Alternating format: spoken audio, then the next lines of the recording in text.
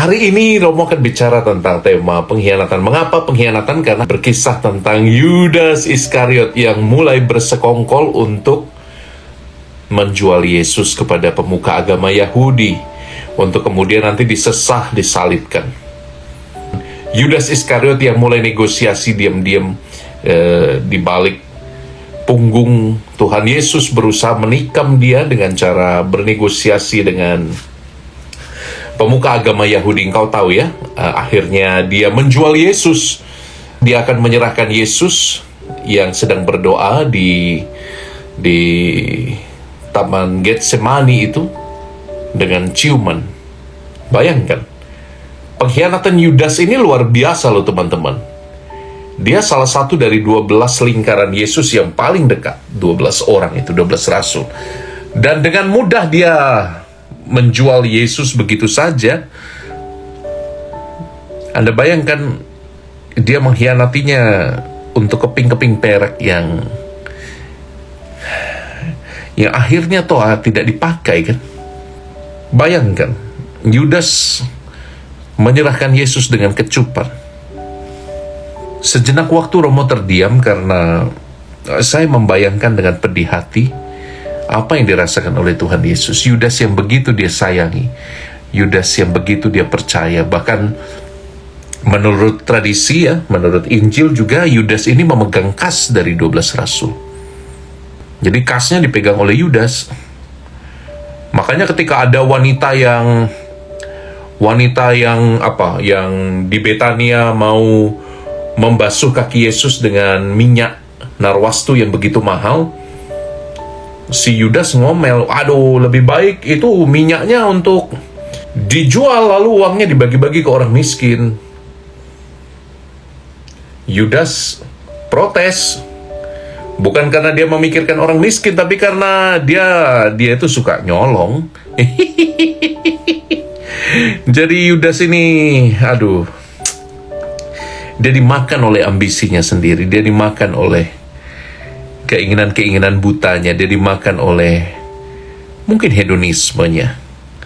Mungkin dia berpikir kalau Yesus itu sungguh anak Allah, kalau dia sungguh Mesias, toh nanti dia pasti akan selamat.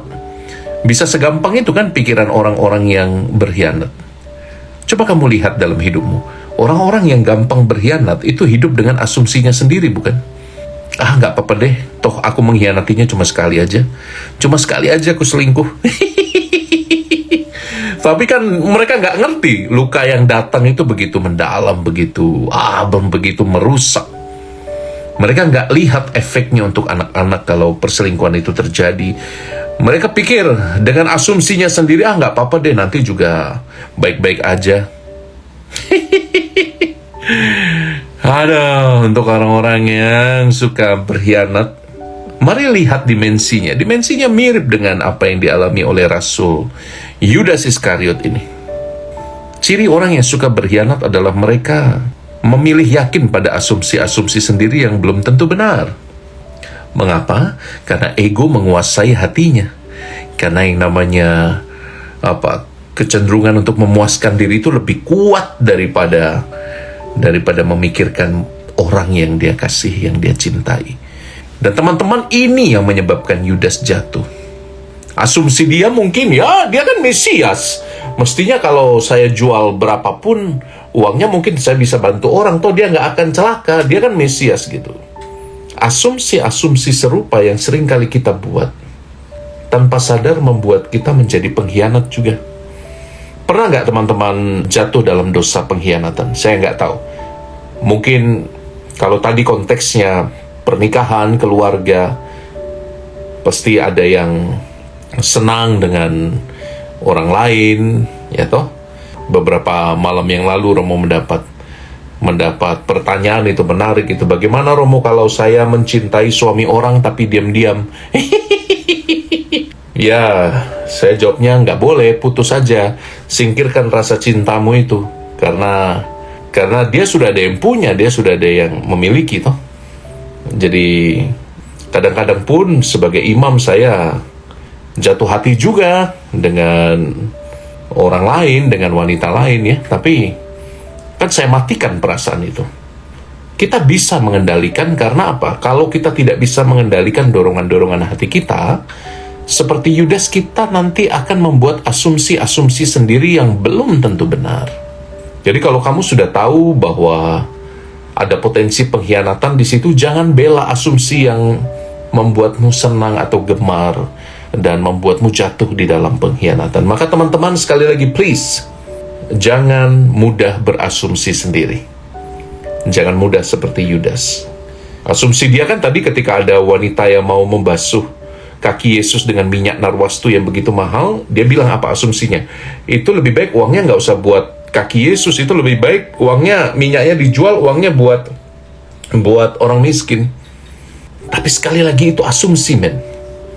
Yang kedua, menurut saya kalau Anda ada dalam posisi orang yang dihianati, korbannya, apa yang harus Anda lakukan? Menurut Romo, yang harus kita lakukan, mari kita berkaca pada guru kita. Di Taman Getsemani ketika Yesus diserahkan dengan ciuman, itu sangat simbolik itu. Sangat kuat itu simbolnya. Bagaimana Yesus menerima pengkhianatan dengan tenang. Digambarkan ketika Yesus akan ditangkap, ada seorang perwira dari rumah ibadat itu yang kupingnya dipotong oleh Santo Petrus kan dengan pedang. Santo Petrus ini reaksioner juga ya. Wah, apa-apa gerusa-gerusu, reaktif.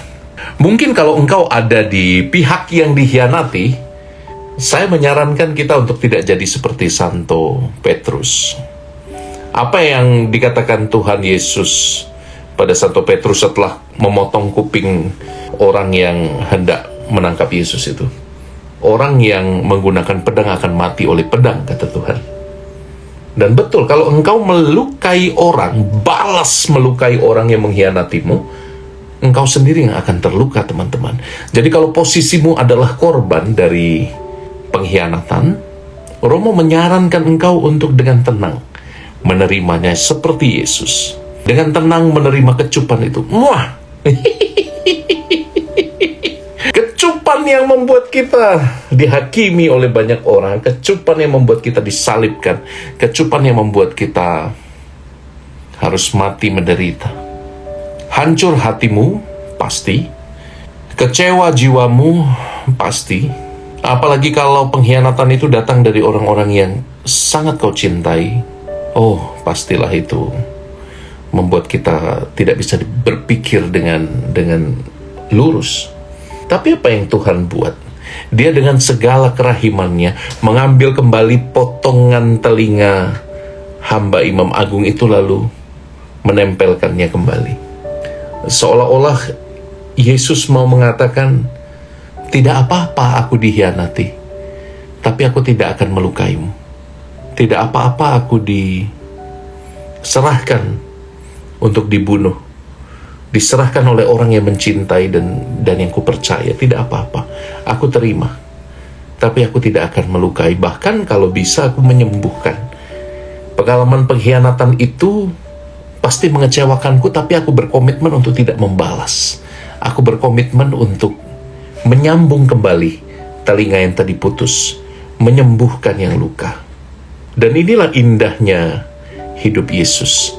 Hidup Sang Putra Manusia itu, bahkan ketika dia dikhianati, dia ditinggal lari oleh murid-muridnya, dia tetap berusaha membawa kebaikan, teman-teman.